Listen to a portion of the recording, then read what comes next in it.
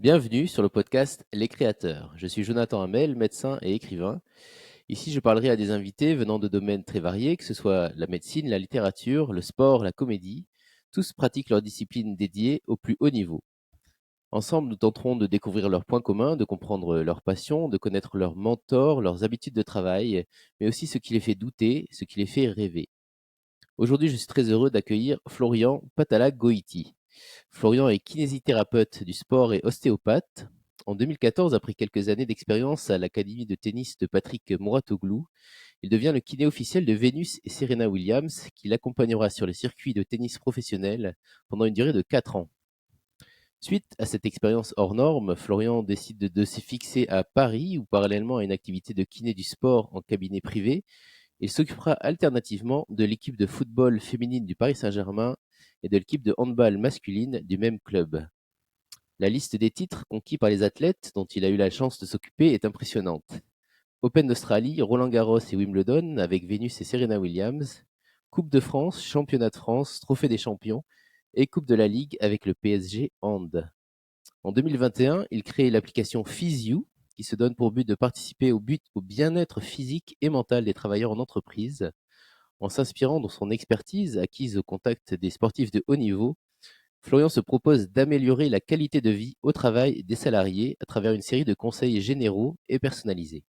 Il est également l'auteur du livre Mon programme sport et santé, dans lequel il donne des clés pour rester en forme de façon durable et éviter de se blesser en pratiquant une activité sportive. Vous pouvez le trouver sur Instagram, @FlorianPatalagoiti, et sur son site internet www.physiou.fr. Florian, bienvenue chez les créateurs.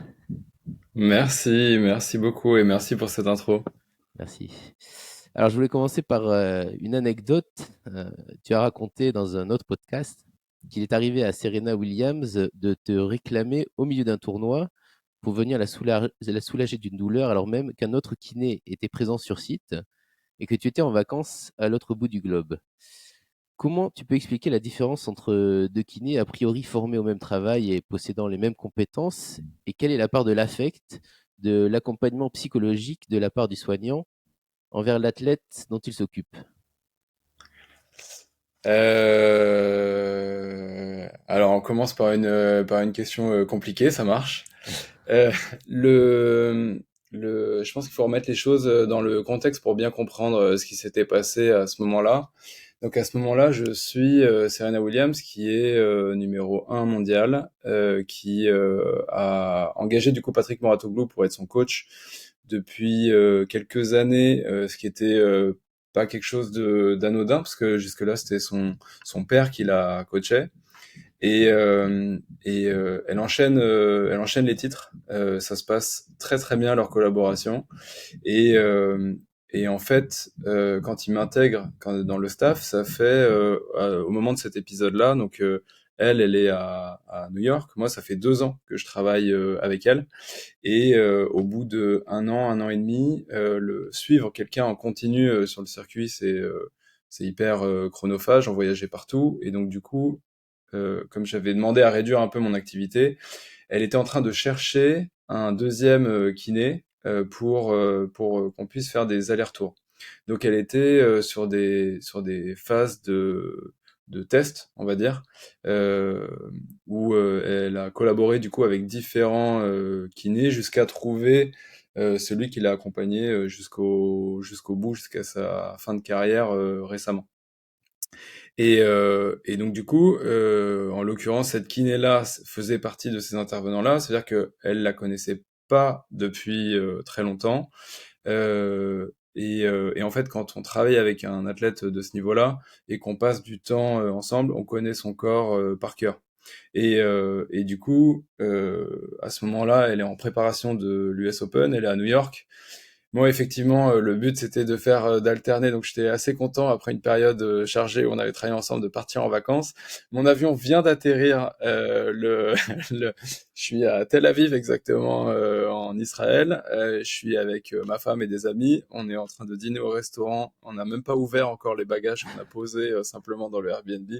Et je reçois un appel de Patrick, du coach, qui me dit qu'elle a mal à l'épaule, qu'elle n'arrive pas à servir et qu'il faut que je vienne à New York. Donc, mon premier réflexe, c'est quand même d'essayer de rester en vacances. Donc, du coup, j'appelle la kiné pour qu'on puisse s'accorder. Elle m'explique ce qu'elle a vu chez Serena, qu'est-ce qu'elle a. Et en fait, il me semble reconnaître quelque chose qui lui arrive parfois de temps en temps et qui est lié pour les gens les plus techniques d'entre nous, s'il y a des ostéopathes qui écoutent le podcast, à la première côte qui est un peu bloquée, qui limite un peu la mobilité et qui crée des tensions. Rien de très grave. Euh, et, euh, et donc du coup, je lui en parle et en fait, après la séance qu'elle fait suite à notre discussion, il n'y a pas d'amélioration franche. Donc, du coup, je prends l'avion et je vais à New York. Et effectivement, c'était ça. Alors, la part d'affect, je pense qu'elle est évidente parce que rien que le fait de savoir que tu as quelqu'un qui te connaît par cœur, qui connaît tes problèmes, et surtout dans le contexte de préparation d'un grand chelem où c'est forcément en plus un peu tendu, d'autant plus que là, c'est l'US Open, c'est à la maison. Autant dire que quand on se balade dans New York, il y a tous les buildings qui ont c'est son image sur 40 mètres de haut. Quand j'arrive, le problème n'était pas très compliqué à résoudre. Il était un petit peu fin et je pense pas être bien meilleur que cette kiné qui était très bien. C'est simplement de connaître par cœur son corps et du coup de pouvoir faire gagner du temps sur des techniques basiques, mais où des petits détails comptent sur le côté thérapie manuelle. Et effectivement, c'était que ça, et ce qui lui a permis dès le lendemain de pouvoir resservir, d'abord à 80-90%, mais en tout cas à reprendre confiance pour le tournoi. Et alors malheureusement, tu vois, tu citais les titres qu'on a eu ensemble, c'est le dernier que j'ai pas réussi à avoir avec elle. On l'a fait 4 fois. Ah ouais. 4 fois, elle a essayé et elle a pas réussi jusqu'à notre tout dernier match qui est le final de l'US Open 2018 qui est perd contre Osaka. Voilà pour toute l'histoire. Ouais, c'est très complet et justement ça confirme un peu la part voilà, affective ou en tout cas parce que tu l'avais déjà aidé dans ce problème particulier. Je pense que ça l'a aidé à justement à passer le cap assez vite. Ouais.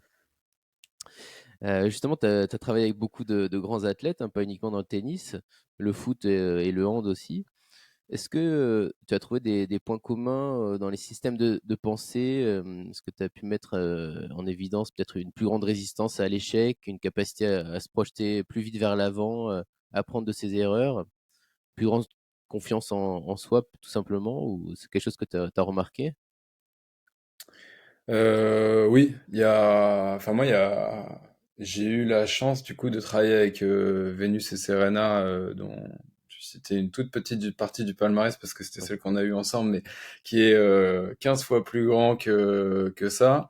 Euh, j'ai eu la chance, par exemple, de travailler avec les frères Karabatic dans le handball, ou aujourd'hui avec des top athlètes dans le foot féminin. Et pour moi, et je vois aussi beaucoup de sportifs de haut niveau par ailleurs.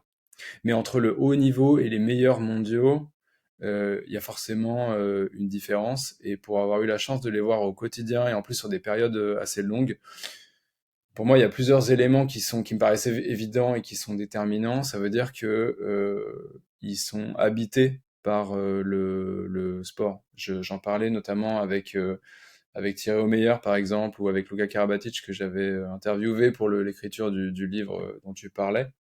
Et en fait, quand ils arrivent à l'entraînement, ils y sont pleinement dédiés. Et c'est pas forcément habité dans le sens passionné par leur sport. Je prends l'exemple de Serena, dès qu'elle sort du cours, elle a pas envie de parler de tennis, ça l'intéresse pas.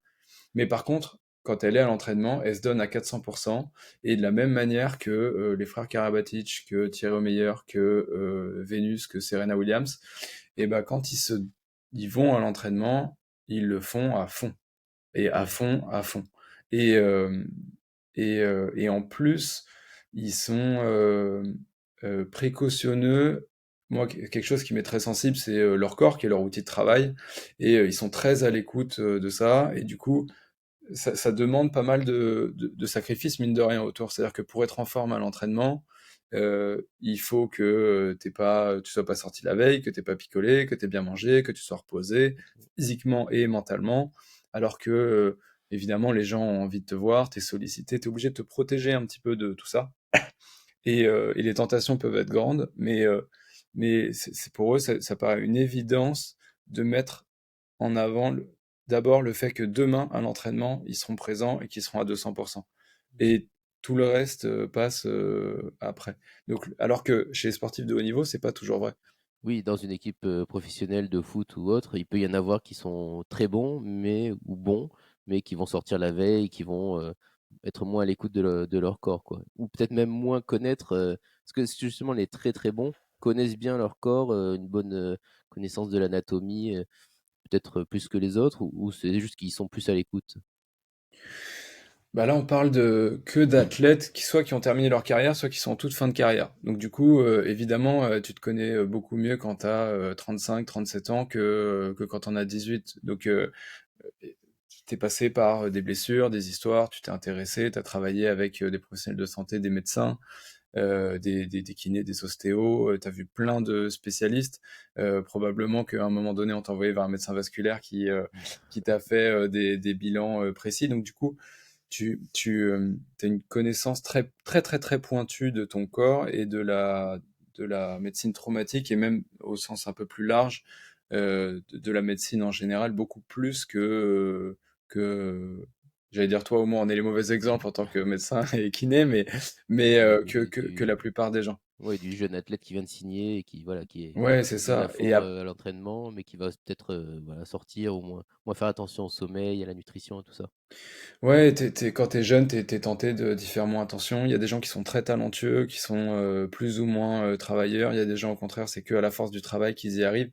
Là, ça demande quand même, pour arriver à ce niveau-là, à une combinaison d'un physique complètement hors norme, d'un mental d'acier et d'une rigueur permanente. Et pour que ça soit permanente, c'est-à-dire que ça doit pas te coûter d'énergie. C'est-à-dire que si on est à contre-courant, moi je crois pas du tout à moins de performer, de faire une saison extraordinaire et après de disparaître. Il y a des athlètes qui font ça et c'est déjà incroyable. C'est bien au-dessus de ce que moi je suis capable de faire. Mais par contre, pour pouvoir être un top athlète et de marquer l'histoire du sport, je pense qu'il faut que ça soit inscrit dans toi, ce que t'aimes bien. Ce que Ouais, t'aimes, c'est un mode de la vie, ouais. performance. Ouais, c'est un mode de Comme un vie. peu que Kelly Slater dans le surf, voilà, qui performe depuis 25 ans. Enfin, c'est incroyable. J'étais petit, j'avais déjà ces souhaits. Ouais, c'est ça. Au niveau, justement, tu parlais de leur physique incroyable. Est-ce que tu as remarqué dans vraiment les très très grands des capacités innées, peut-être une plus grande souplesse, plus grand équilibre musculaire? Est-ce que tu le sens justement en traitant c'est vraiment les plus grands athlètes? Est-ce qu'il y a une différence avec le très bon athlète, on va dire de base, enfin pas de base, mais professionnel? Et est-ce qu'il y a des choses dont on peut s'inspirer justement pour le tout venant qui voudrait se rapprocher au plus près en fait d'un physique de top athlète? Est-ce que tu as remarqué comme ça des points communs un peu? Ouais, j'ai remarqué plusieurs points communs. Il y en a qui sont évidents, c'est la partie génétique. Enfin, moi, j'aurais beau faire autant de sport, de renforcement, de muscu, de préparation physique, que certains, je courrais toujours moins vite qu'eux, je sauterais toujours moins vite qu'eux. Donc, du coup, il y a une part de génétique qui est évidente. Il y a une part de travail qui est énorme. Et ça, je pense qu'on le sous-estime. C'est-à-dire que, par exemple, on peut prendre les mensurations, on peut évaluer les profils force-vitesse, les qualités athlétiques, etc. Mais la capacité d'absorption aussi de ton corps et la capacité de régénération de ton corps après des efforts qui sont les mêmes, évidemment que tu peux t'entraîner, mais il y a des gens qui peuvent absorber davantage. Et quand tu as cette capacité-là, ça te permet de t'entraîner plus fort, de récupérer plus vite, donc de te réentraîner mieux le lendemain. Et en fait, la marge, elle fait que se creuser avec les gens qui ont un peu moins cette capacité. Je Ouais, prends un c'est ça. exemple tout simple qui m'a toujours frappé. Par exemple, les joueurs de tennis ou les joueurs de handball ou les de foot, enfin tous, ils ont des raideurs qui s'installent avec leur sport. Et je prends un exemple très concret. Tu prends un joueur de tennis, son épaule, elle devient raide dans un sens et souple dans un autre. Et ça, c'est vrai pour tous les joueurs. Et le seul où j'ai pas vu ça, ou alors vraiment, on va dire, très à la marge par rapport à l'immense majorité, c'est Serena Williams. Mmh. Donc ça veut dire que c'est elle qui sert le plus fort du monde, à peu de choses près, et son épaule n'est pas impactée comme les autres qui servent deux fois moins fort.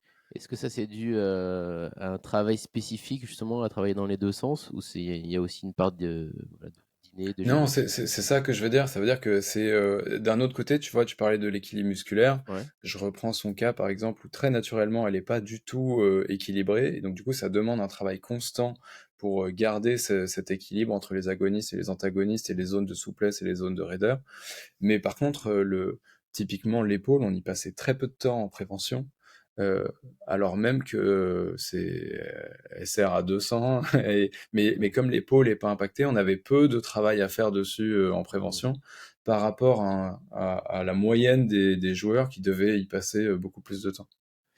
Justement, j'ai l'impression, dans le monde, moderne, on va parler maintenant des gens qui sont pas des top athlètes, avec la progression du télétravail, la sédentarité, on perd beaucoup en souplesse, par rapport assez vite, hein, par rapport à la souplesse qu'on peut avoir, étant enfant.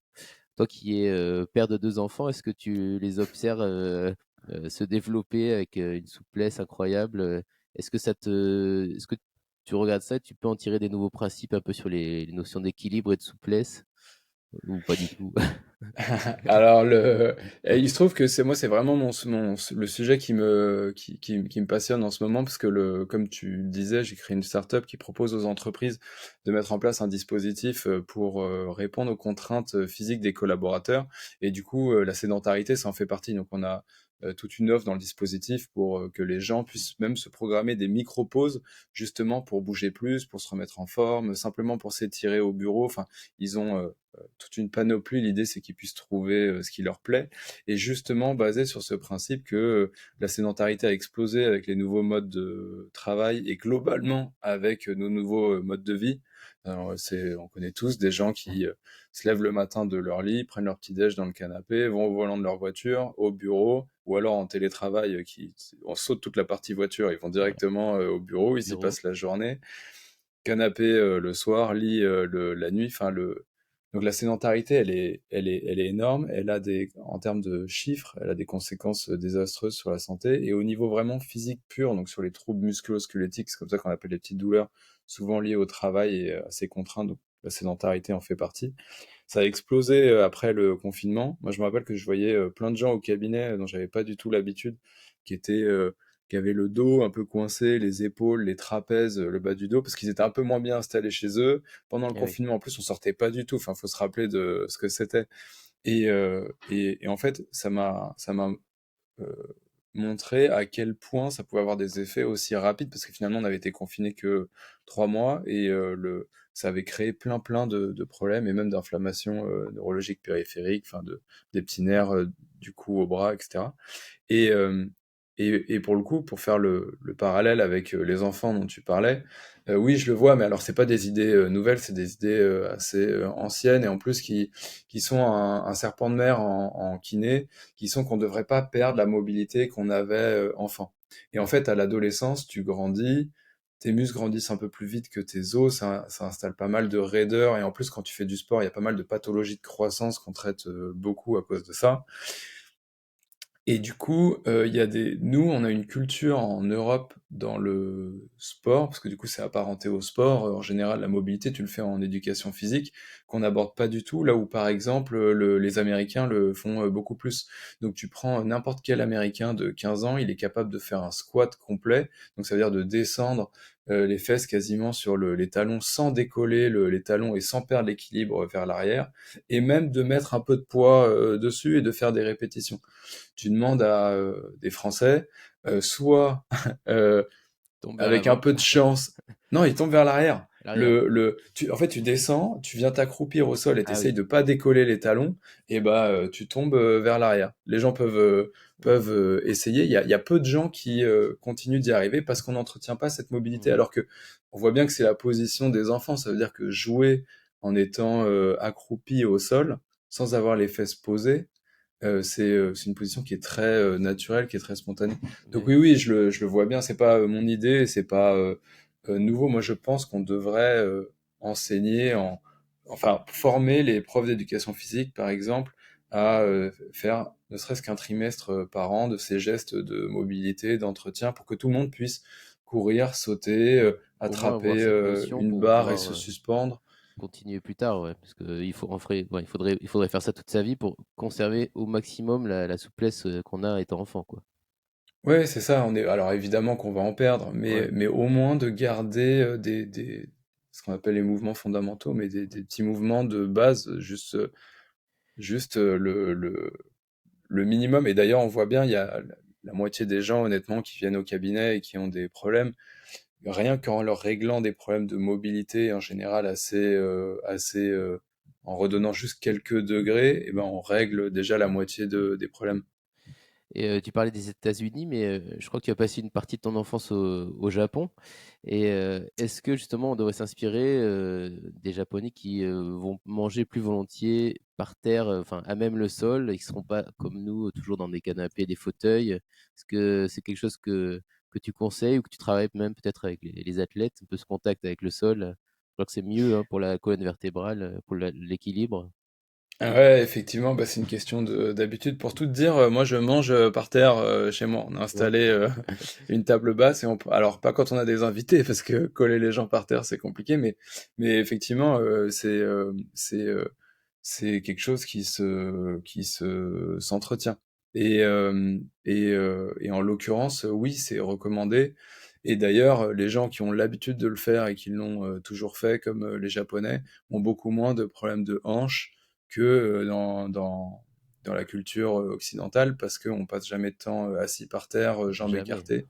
Et du coup, à moins de faire du yoga, en fait, on le fait pas. Donc quand on le fait, la moitié des gens vont avoir les hanches qui grincent, les chevilles, ils savent pas comment se mettre. Au bout de 5 minutes, ils ont mal au dos. Voilà. Donc oui, tout ça, ça s'entretient, ça fait partie de la même veine. Moi, j'y suis très sensible forcément. Et oui, je le travaille avec mes athlètes. Ça veut dire que en dehors de leur sport, les athlètes, on dédie toujours du temps à la prévention, dont la mobilité articulaire en fait partie. Et du coup, dedans, on s'assure que sur des mouvements simples, hein, on les met pas, on leur demande pas de faire du contorsionnisme, mais sur des mouvements simples, qui soient à l'aise dans toutes les positions. On imagine bien quelqu'un qui peut pas s'accroupir. Si à un moment donné dans son sport, avec beaucoup plus de vitesse, d'impact, peu importe le sport, il se retrouve dans une position un peu similaire, si juste le fait d'y descendre doucement, il n'arrive pas à le faire, bah forcément il y a quelque chose qui va Ouais. casser. Et même de se relever quand on est assis par terre, sans les mains, moi personnellement j'ai essayé, j'y arrive pas, hein, c'est pas si facile.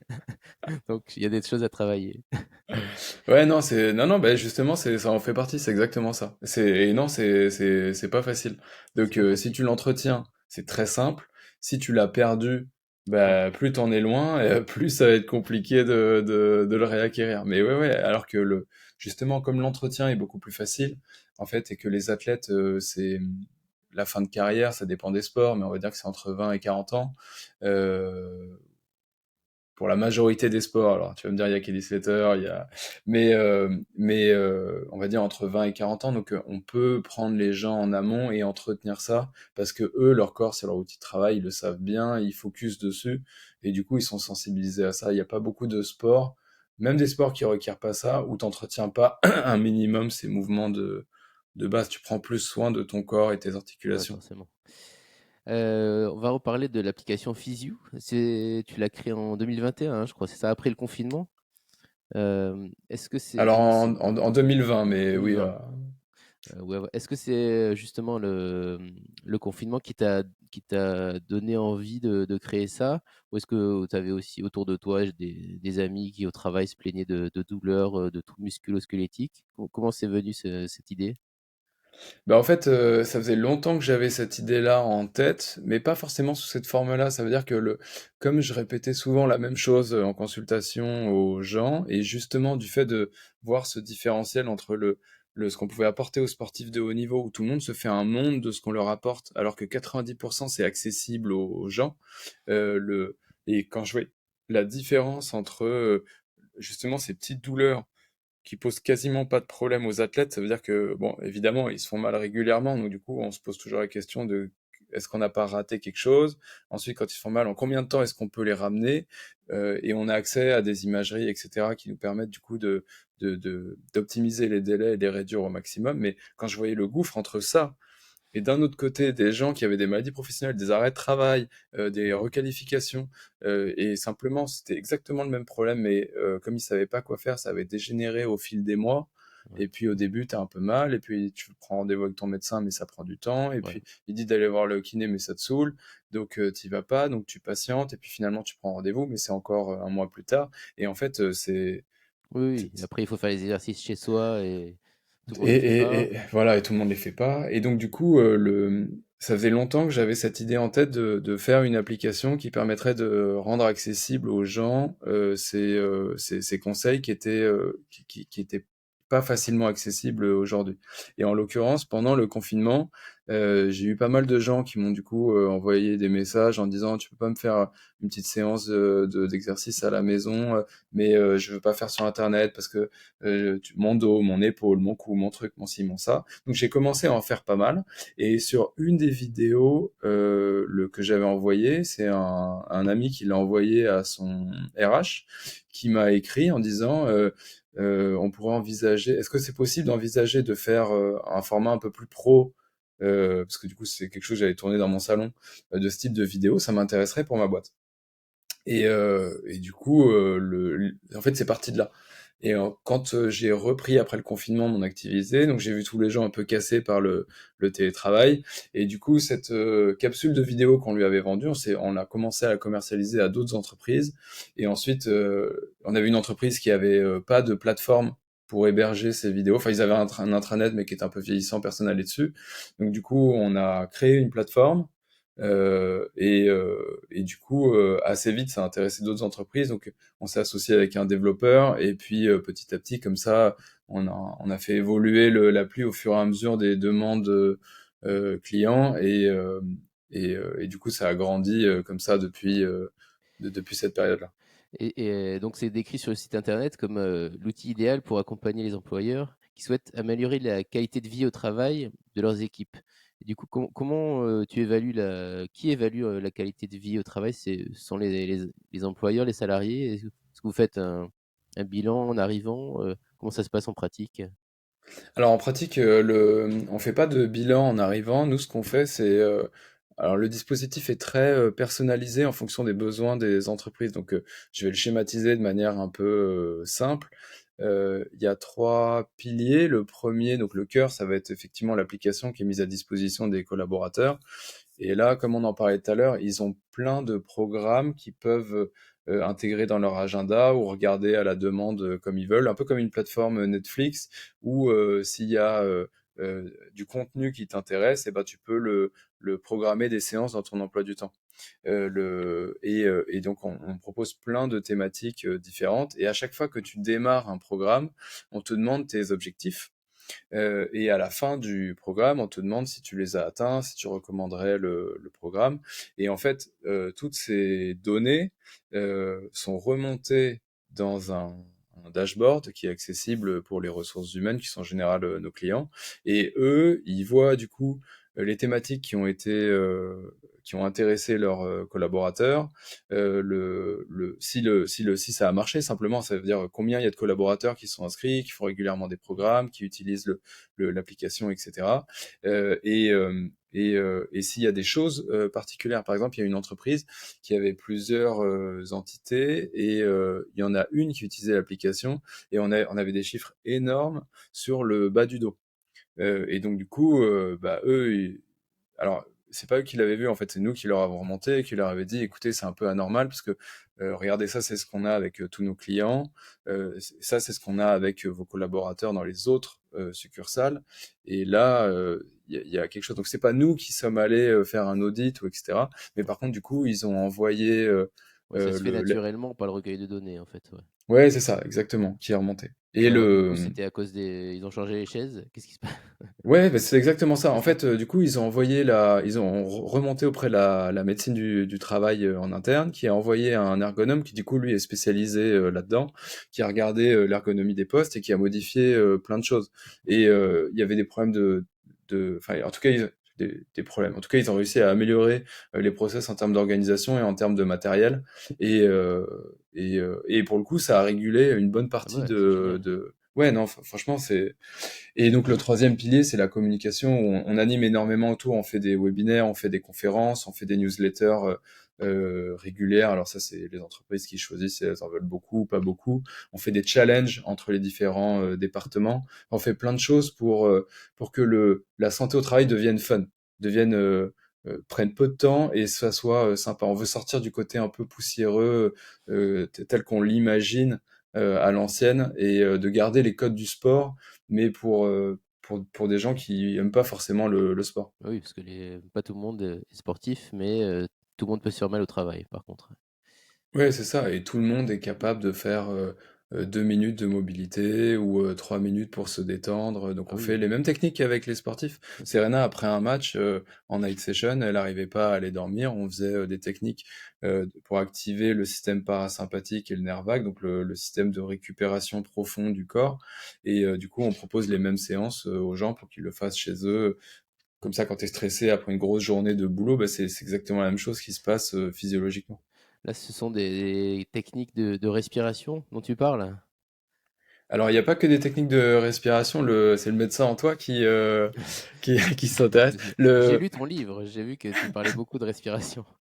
Bah oui, c'est le socle universel de la relaxation. Donc, en général, on termine toujours les routines, enfin toutes les routines, moi, que je propose dans l'appli ou mes collègues, pareil, se terminent par des exercices de respiration. Alors souvent inspirés de la cohérence cardiaque, mais par contre, avant, on utilise plein de techniques différentes. Par exemple, il y a des techniques un peu contraignantes qu'on fait avec les sportifs, comme se mettre avec un masque et un tuba dans de l'eau froide, la tête immergée. Bon, ça, c'est pas facilement accessible. Donc on fait d'autres techniques beaucoup plus simples, par exemple comme les cardiologues pour quelqu'un qui a une crise de tachycardie, où ils font de la pression sur les globes oculaires, tu dois connaître Ouais. cette technique. Et du coup, dans les techniques cardiogéniques qui te permettent de diminuer ta tension artérielle et ta fréquence cardiaque, bah, c'est en stimulant le système parasympathique. Donc on propose une panoplie de ces petits exercices qui sont beaucoup plus accessibles et que les gens peuvent faire du coup facilement. Tu peux réexpliquer? Donc il faut se mettre dans de l'eau froide avec un masque, un tuba? La technique, c'est de se mettre. Alors, c'est contraignant hein, celle-là. Il faut vraiment de l'eau froide. Il faut de l'eau entre 10 et 15 degrés, donc c'est froid. Et le but, c'est de s'immerger la tête et le tronc cérébral, donc la nuque, dans l'eau. Donc on peut le faire dans une baignoire qui est bien remplie. En général, l'eau froide suffit pas, c'est-à-dire qu'il faut mettre un peu les glaçons qu'on a chez nous dedans, mettre un masque et un tuba et plonger la tête dedans. Donc du coup, tu respires et en fait, cette immersion dans l'eau froide et le temps que tu passes, 5 à 10 minutes, faut se mettre dans un état de relâchement parce qu'au début, c'est un peu agressif l'eau froide. Donc t'as ce petit coup, faut apaiser la respiration et ventiler tout doucement dans l'eau froide pendant 5 à 10 minutes. Ça stimule le système parasympathique et du coup, derrière, tu te retrouves avec une variabilité de la fréquence cardiaque qui est augmentée et qui est un des marqueurs du coup justement de système parasympathique qu'on monitore chez les athlètes. Et du coup, tu te retrouves avec des phases de sommeil profond qui sont plus longues pendant la nuit qui suit, qui sont aussi témoins de ta récupération. Et notamment, comme tu as tes hormones de croissance qui sont libérées pendant ces phases-là, bah, en fait, tu vois que tu récupères beaucoup mieux. Et après le sport, par exemple, les gens qui font du sport le soir, le fait de faire des techniques comme ça, bah, si tu monitores, pour ceux qui ont une montre qui les monitore, ils peuvent regarder, ils font du sport le soir. En fait, ils vont avoir une bien moins bonne récupération le lendemain parce que leur fréquence cardiaque met beaucoup de temps à redescendre. Si tu termines, je sais pas, tu fais 20h30 après le boulot à 22h, et ben en fait, avant 3-4 heures du matin, tu vas pas retrouver ta fréquence cardiaque de base. Alors qu'en faisant ce genre de technique, tu la retrouves quasiment immédiatement et tu récupères mieux. C'est ça l'idée. Ça veut dire qu'il faut, en théorie, éviter de faire du sport si on peut le soir. Euh, mais bon, après, ça dépend du planning. Et ça s'applique aussi quand tu vois les athlètes de haut niveau qui ont, par exemple, un match ou une finale qui se passe le soir. Donc ça peut être utile pour eux, j'imagine. Pour le tout venant, on va dire qu'il faut éviter de faire du sport avant d'aller dormir. Alors du sport tranquille, ça va. Si c'est des étirements, de la mobilité, du yoga ou du pilate, mais dans la version les plus douces, ça stimule pas le système orthosympathique. Mais à partir du moment où tu fais accélérer le cœur, effectivement, il va mettre du temps à redescendre. Donc tout ce qui est intense, on recommande soit de le faire, de le terminer au moins 3-4 heures avant d'aller dormir, justement pour éviter ça. Soit, si on n'a pas le choix, effectivement, de calmer le corps après. Et une des techniques, par exemple, ça va être la pression sur les globes oculaires dont on parlait. C'est plus simple que la technique d'immersion. Tu appuies 10 à 15 secondes sur les globes oculaires, alors sans te faire mal, mais assez fort. Quand tu ouvres les yeux, tu vas sentir que tu es dans un état un peu flottant. Tu le répètes 2, 3 fois, et puis après, tu fais 5 minutes de ventilation prolongée, 5 secondes où tu inspires, 5 secondes où tu expires, et tu te concentres que là-dessus. Et en fait, ça déjà, ça permet de redescendre beaucoup plus vite, quoi. Alors justement, on va parler du livre, puisque tout ça, c'est dans le livre. Je voulais revenir après sur l'application Physio, mais on va y revenir. Mais là, je veux partir sur ton livre qui s'appelle Mon programme sport et santé, aux éditions Larousse, qui est sorti en 2022, hein, c'est ça? Qui est L'année sorti l'année dernière. dernière, 2022, ouais, c'est ça. Euh, Justement, donc, tu parles des trois piliers de la récupération, dont on parlait d'un des grands piliers. Les deux autres sont l'hydratation et la nutrition. Lequel des 3 est le plus souvent oublié, soit du grand public ou même des athlètes de haut niveau qui peuvent, comme ils ont des plus grandes capacités, peuvent un peu faire l'impasse sur un des 3 ou même les 3 dans ton expérience? Bah, il me semble que c'est plutôt l'hydratation, parce que le, en fait, le sommeil, ce que je vois chez les athlètes, alors je suis pas du tout un spécialiste du sommeil, mais ce que je vois chez les athlètes, c'est comme chez tout le monde, c'est-à-dire qu'il y a des gens qui sont très sensibles et qui sont des gros dormeurs, et s'ils dorment pas suffisamment, ils le ressentent immédiatement.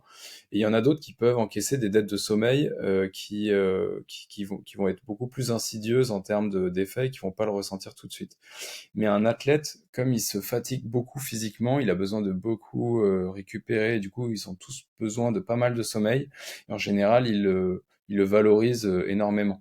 Sur la nutrition, aujourd'hui, dans tous les sports où moi j'ai travaillé, mais ça veut dire que pour que moi j'y travaille, il faut que ce soit déjà un sport qui puisse recruter un staff médical, donc du coup un sport qui est déjà professionnel.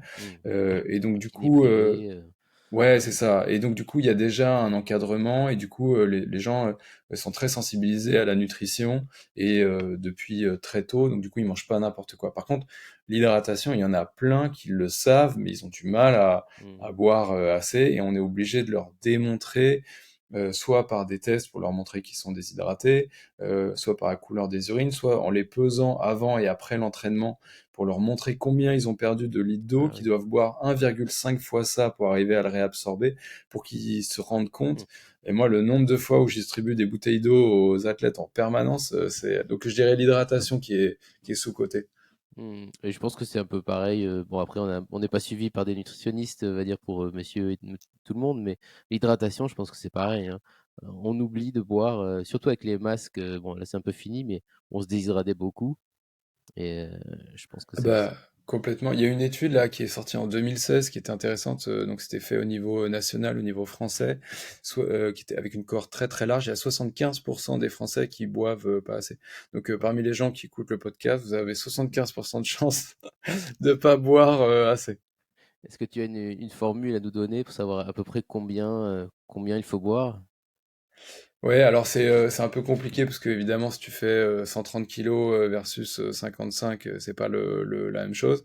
Mais en général, les nutritionnistes et nous par exemple la nutritionniste du sport avec qui on travaille chez Physio, elle recommande 2 litres. Elle donne comme indication, on a un truc très visuel avec 4 petites bouteilles de 500 millilitres qui sont réparties au fur et à mesure de la journée, plus 2 verres par repas, que tu prends plutôt au début du repas ou alors 30 minutes après pour pas altérer la digestion. Pas de verre de Et vin, hein? pas de verre de vin. Je crois que un verre de vin, c'est polyphénol, tout ça, ça C'est ça. passe. Je- Mais on boit pas assez. Enfin, Ouais, c'est sûr.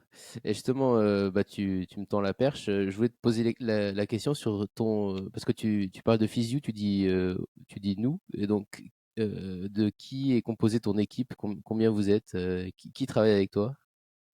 alors là, on vient de boucler une levée de fonds, parce que du coup, j'ai découvert l'univers des startups et avec tout ce que ça représente. Du coup, là, à partir du mois prochain, là, on va avoir trois personnes qui rejoignent l'équipe en plus. Mais aujourd'hui, on est trois associés cofondateurs. Donc moi qui m'occupe de plus du parti contenu de l'application avec tous les autres experts que je recrute, un développeur qui est, on appelle ça un CTO du coup dans les startups, qui s'occupe de toute la partie applicative, la boss, la présidente, la CEO, qui elle a fait l'ESSEC, une école de commerce et qui vient du monde des médias. On a aussi une salariée qui nous aide un peu sur tout, qui est le bras droit de la CEO et un commercial qui s'occupe de prospecter pour aller proposer la solution au RH et du déploiement du dispositif en interne. Et là, vous travaillez avec combien d'entreprises? Aujourd'hui, en tant que client actif, Ouais. Ou euh, avec lesquels vous avez travaillé, hein, alors pour l'instant, on est content, on n'en a aucune qui a pris un... Parce que du coup, on renouvelle tous les ans notre abonnement et puis le, le- la communication qu'on fait autour. Pour l'instant, on n'a pas eu d'entreprises qui ont arrêté la collaboration, donc ça fait que s'empiler. Je veux pas dire de bêtises parce que c'est vrai qu'en ce moment, on a eu pas mal de nouveaux clients. Je pense qu'on doit être entre 15 et 20. ah ouais, bon, c'est bien, ouais, si ça se rajoute chaque année, c'est top. Ben, on espère. Bah oui, Le but, c'est que ça ait un impact sur la santé des gens et que du coup, les exactement. entreprises soient contentes de continuer. Donc, on espère. Ouais. Et je voulais revenir à ton livre. Selon toi, quelle est la meilleure utilisation du livre? Parce que il y a beaucoup c'est organisé selon les groupes musculaires, selon un peu les pathologies. Est-ce que tu conseilles de tout lire en une fois ou plutôt de se concentrer, si par exemple si on a mal au dos, sur le dos, de faire rentrer certains exercices dans sa routine? Quelle est la meilleure façon selon toi de le lire? Ben, pour moi, en fait, il était pas facile à faire ce livre parce qu'il y avait deux sujets complètement différents qu'on a choisi du coup avec Larousse de mettre dans un seul livre. Le premier, c'est un aspect très pratique pour soulager les douleurs et renforcer le corps zone par zone. Donc du coup, enfin, il y a aucun intérêt pour personne à parcourir tout le livre, sauf si on est un coach par exemple, qu'on encadre des gens et que du coup ça nous intéresse d'avoir des exercices pour renforcer de manière ciblée toutes les zones. Mais pour soi, pour son usage personnel, il y a peu de chances qu'on ait mal à la nuque, au dos, en haut du dos, à l'épaule, au poignet, enfin, etc. Donc du coup, il y a cette partie qui représente quand même 50% du livre d'exercices où là, si on a une problématique particulière, euh, de, il y a tout un programme évolutif pour renforcer et tonifier une zone par étape. Et ensuite, il y a la deuxième partie qui était qu'est-ce que les sportifs de haut niveau et qu'est-ce que les champions peuvent nous apporter. Et ça, du coup, c'est ce qu'on on disait un peu tout à l'heure. J'ai été interviewé du coup des athlètes, des top athlètes, et soit avec beaucoup d'expérience, soit carrément qui ont terminé leur carrière, qui aujourd'hui font un boulot comme toi ou moi et qui ont plus un staff au quotidien, mais qui ont passé 20 ans de leur vie à se poser la question de comment je peux faire pour être mieux physiquement et mentalement, et de leur demander qu'est-ce que tu as gardé aujourd'hui. Et du coup, ce truc-là, justement, toujours dans cette idée de rendre accessible euh, ce qui est, euh, euh, ce qui est possible et ce qui est Ouais, les grands pratico-pratique principes, ouais. faisable. Et j'ai l'impression qu'un des grands principes du livre, c'est que quand on se fait mal, il faut continuer à bouger. Ce Ouais. que tout le monde ne sait pas. Et est-ce que tu peux nous en dire plus? Surtout, qu'est-ce qu'il ne faut pas faire quand on se fait mal? Est-ce qu'il faut se mettre une attelle, ne plus bouger? Ça va augmenter les raideurs. peux un peu développer sur ce sujet? Ouais, bien sûr, ça, c'est le cheval de bataille de, je dirais des kinés depuis très longtemps, parce que le kinésithérapeute, du coup, c'est le thérapeute par le mouvement. Kinésie, c'est le mouvement, donc c'est le cœur de notre métier de kiné. Mais au-delà de ça, maintenant, ça devient un enjeu de santé publique, et notamment, peut-être que les gens ont vu ces campagnes de le bon traitement, c'est le mouvement de la sécurité sociale, et justement pour casser les, la sensation très naturelle que les gens ont quand on a mal de se dire bah, je vais le laisser au repos complet pour que ça puisse se réparer, et ça va se réparer tout seul et ensuite ça va aller mieux et je pourrai reprendre mes activités, et qui en plus était véhiculé par beaucoup de médecins. Moi j'ai encore des patients aujourd'hui qui me disent je viens vous voir parce que je me suis fait mal, on m'a dit d'arrêter le sport euh, et, euh, et j'ai arrêté le sport pendant 6 mois, un an, ou alors j'y crois pas, je veux continuer, est-ce que c'est possible? Et du coup, nous, avec les médecins du sport qui, eux, justement, sont spécialisés dans le fait de... Il y a 1000 manières de faire du sport, donc du coup, il y en a bien une que tu dois pouvoir continuer à faire qui te fait plaisir, même si tu as des séquelles. Donc c'est un peu ce qu'on cherche à trouver. Et au-delà de ça, la rééducation, par exemple, quand tu te fais opérer, bah, le chirurgien, il te demande de remettre en contrainte assez vite. Quand tu te fais opérer d'un ligament croisé de genou ou d'une prothèse de hanche, bah, le lendemain, tu marches. Et c'est important de marcher. En fait, le corps ne peut bien fonctionner que s'il bouge assez. Et alors, il y a des choses qui ont besoin de consolider. Tu te casses un os, tu vas l'immobiliser parce que, évidemment, le temps que les deux bouts d'os se consolident, il faut le laisser tranquille. Mais par contre, tout le conditionnement des tissus, ce qu'on disait, le fait de perdre la mobilité, en fait, c'est la même chose pour toute la trophicité des tissus, enfin, pour tout le fait que les tissus restent vascularisés, que le sang circule, qu'ils puissent, on puisse tirer dessus, qu'ils soient élastiques, etc. Et quelqu'un qui a rien à l'épaule, rien au bras, il le met dans une attelle pendant 6 semaines, Ah oui, c'est et fou. ben ouais, quand il l'enlève, il a le bras qui est beaucoup moins musclé, il est raide, ça fait mal dès qu'on le bouge parce qu'il est plus Bien sûr, ouais. habitué. Donc C'est pour ça que même dans les hôpitaux, maintenant, on lève, dès qu'on peut lever les patients, les mettre au fauteuil, les faire marcher. Idéalement, on le fait, hein. Rester au lit pendant une semaine, c'est pareil, c'est terrible, hein. ah ouais, il y a des études qui ont été faites là-dessus, des gens qu'on a alités pendant des semaines pour voir ce que ça faisait, mais le déconditionnement, il est impressionnant. Et les gens, en fait, se font très mal. Et c'est vrai que avant, on disait justement pour le mal de dos, par exemple, bah, reposez-vous, ça ira mieux. Et on s'est rendu compte que c'était pire que mieux. Donc du coup, maintenant, on leur dit l'inverse. On leur dit, bon, si ça fait mal, c'est faites ce que vous pouvez pour pas que ça fasse mal, mais si le fait de marcher, ça fait pas mal, ben marchez. Si le fait de se dérouiller un petit peu, vous arrivez à le faire sans douleur, bah continuez à le faire, etc., etc. Et pour les gens qui ont arrêté, qui ont pas fait de sport à l'âge adulte, qui ont perdu justement cette souplesse, qui ont perdu la résistance, à l'effort, qui souhaitent reprendre le sport à l'âge adulte, déjà, qu'est-ce qu'on peut retrouver comme souplesse? Est-ce que tu as travaillé avec des gens, qui ont retrouvé, on va pas dire la souplesse de leur enfance, hein, mais une grande amplitude? Et par quoi tu conseilles de commencer, de recommencer en général? Alors, retrouver la souplesse de l'enfance, c'est mort. Par contre, déjà de retrouver une bonne mobilité, une bonne souplesse, d'être beaucoup plus confortable dans son corps, ça c'est sûr que tout le monde peut y arriver. Donc si on part de très loin, ça va être plus long, ça va être plus laborieux.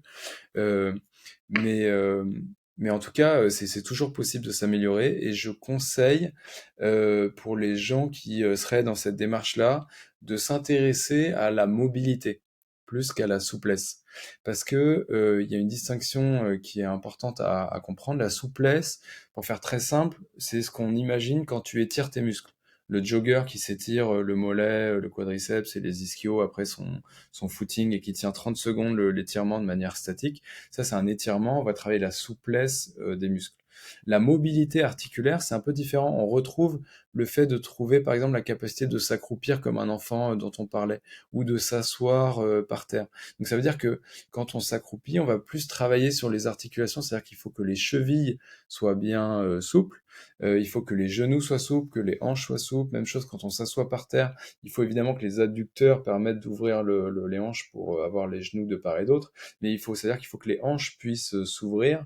Et en fait, en combinant des mouvements comme ça, et c'est pour ça que le yoga, par exemple, ou le pilate, ou le tai chi, ou toutes ces méthodes, ou de la gymnastique médicale douce, ont des vertus énormes au niveau articulaire et notamment dans le vieillissement où on a de l'arthrose, où du coup il y a des raideurs qui viennent s'installer aux raideurs naturelles qu'on peut avoir de pas avoir sollicité ces amplitudes pendant longtemps.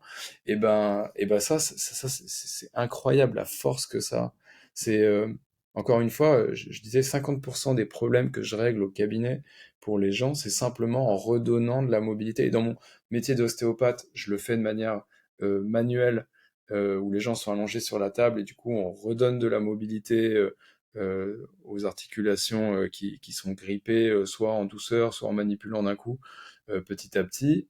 Et en kiné, on apprend à le faire de manière plus fonctionnelle, c'est-à-dire que c'est les gens qui vont venir l'acquérir et le travailler progressivement. Et oui, et l'entretenir chez eux. Et la souplesse va suivre finalement la mobilité en fait. Il faut commencer Ouais, par bouger. ouais, c'est ça. Faut commencer par bouger. C'est dommage de s'arrêter à la souplesse. En général, on a besoin de la souplesse pour quelque chose en particulier. Évidemment, si on fait du taekwondo et que il faut mettre son pied dans la tête de l'adversaire qui fait 1,90 m, bon, ouais, il faudra faire maîtriser le grand écart, donc il faudra faire pas mal d'étirements. Mais pour la majorité des gens et des sports, en fait, la mobilité est déjà une grosse partie de la solution, je pense. Et je vais revenir un peu sur la récupération des sportifs. Moi, j'avais une question que je me posais en lisant ton livre sur la récupération du tennisman après un match à Roland-Garros et Ouais. surtout sur la partie où ils font du vélo juste après le match. Ben, ça sert à quoi en fait? Est-ce qu'ils viennent déjà de courir pendant 3 heures ou 4 heures?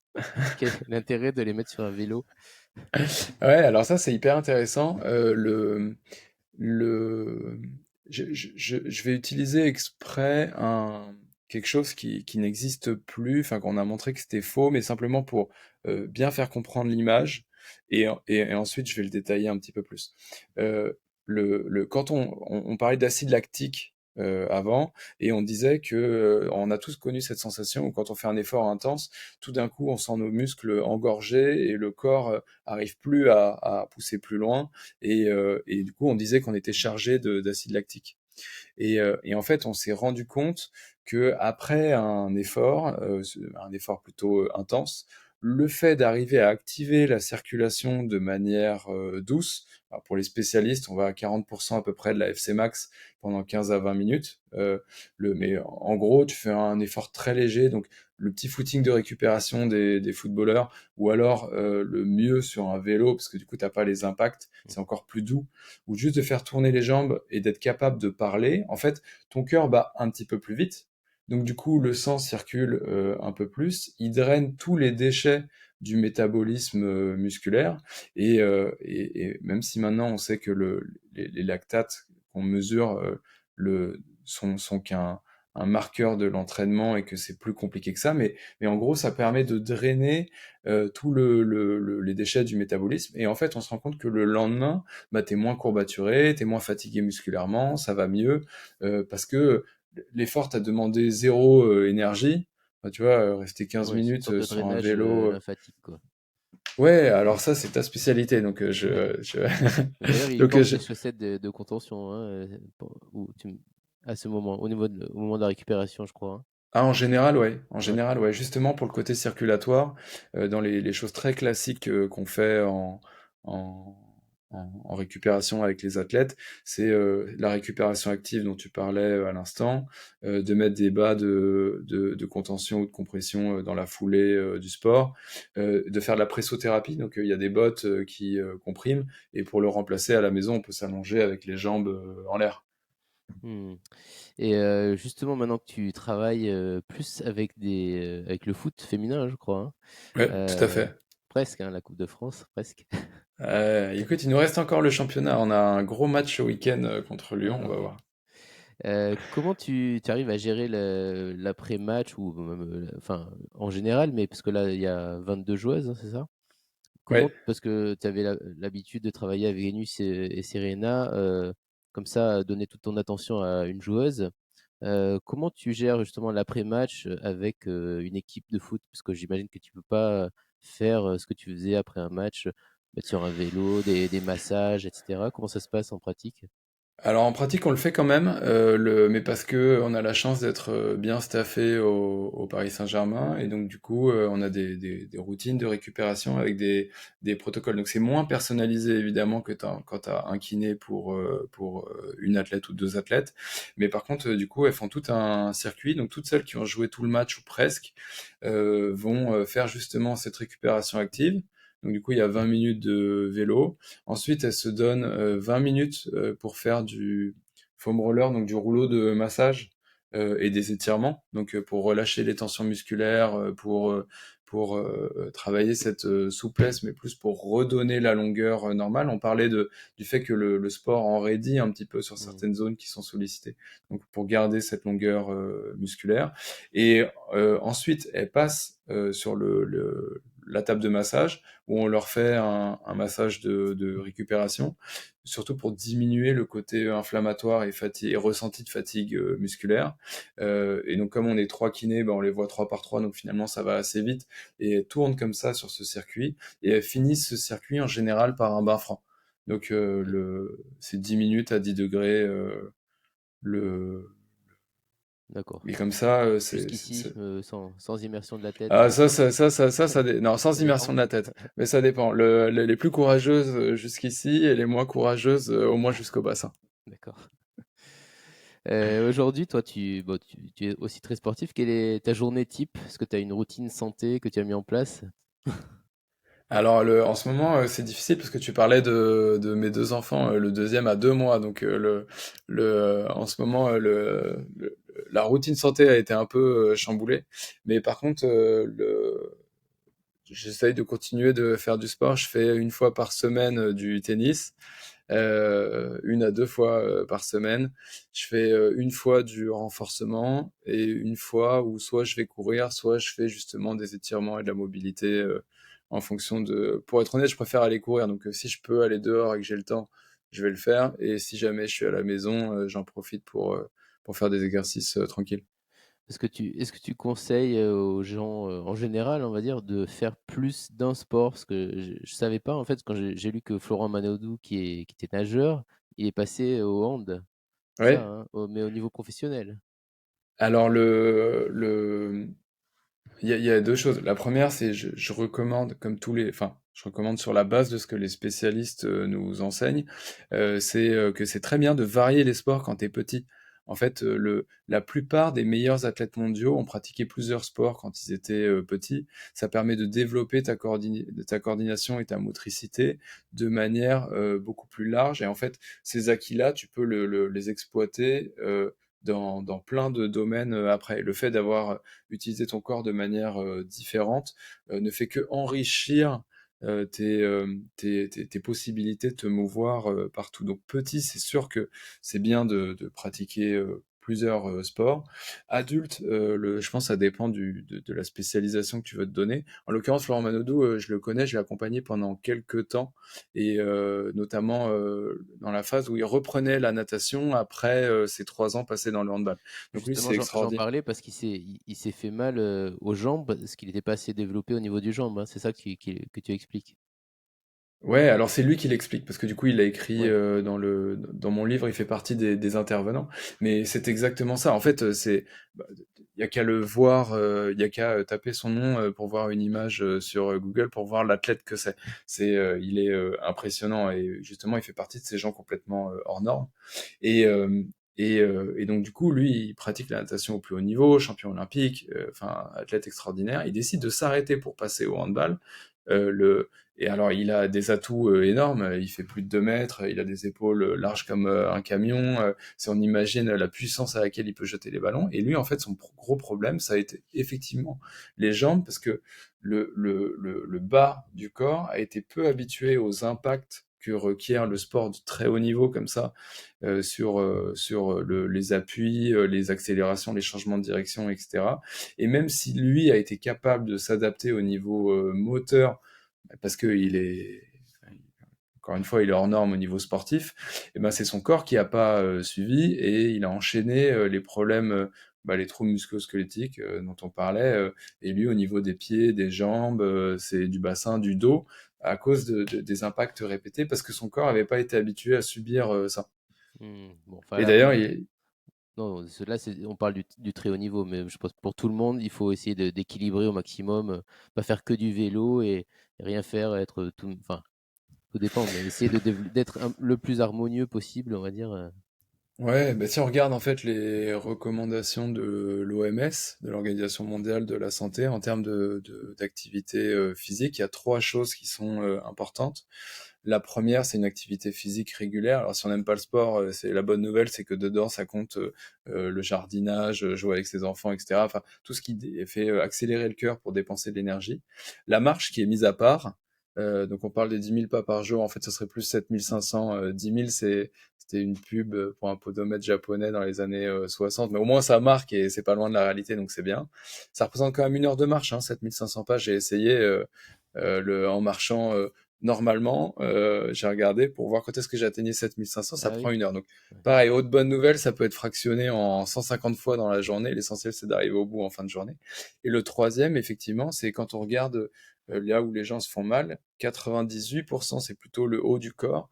Donc du coup, de solliciter une activité de renforcement ou à minima de mobilité pour venir solliciter les épaules, le dos et la nuque, ça c'est ce qui est recommandé. C'est les trois piliers. Donc probablement que lui, évidemment, c'est démultiplié à haut niveau. On va dire que le haut du corps, pas de problème chez lui, l'activité physique, pas de problème, mais lui, ça aurait été le versant marche qui aurait manqué. Alors, à son échelle, ça aurait plutôt été course avec accélération, changement de direction, saut à haute intensité, parce qu'il faut le retranscrire dans son univers et ses contraintes à lui.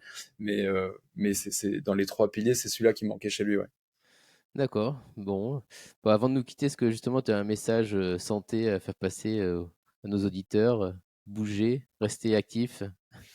Ouais, c'est exactement ça. Enfin, ce qu'on disait, le corps est fait pour bouger. Donc du coup, quand on voit les soucis qu'on peut avoir à pas, il y a deux catégories de personnes qui ont des soucis. C'est ceux qui bougent trop, comme les athlètes. Donc du coup, ou les travailleurs physiques. Donc on leur met, pour les athlètes, on leur met à disposition beaucoup de moyens. Pour les travailleurs physiques, moins. Donc du coup, c'est d'où le physio qui propose une partie de ces solutions.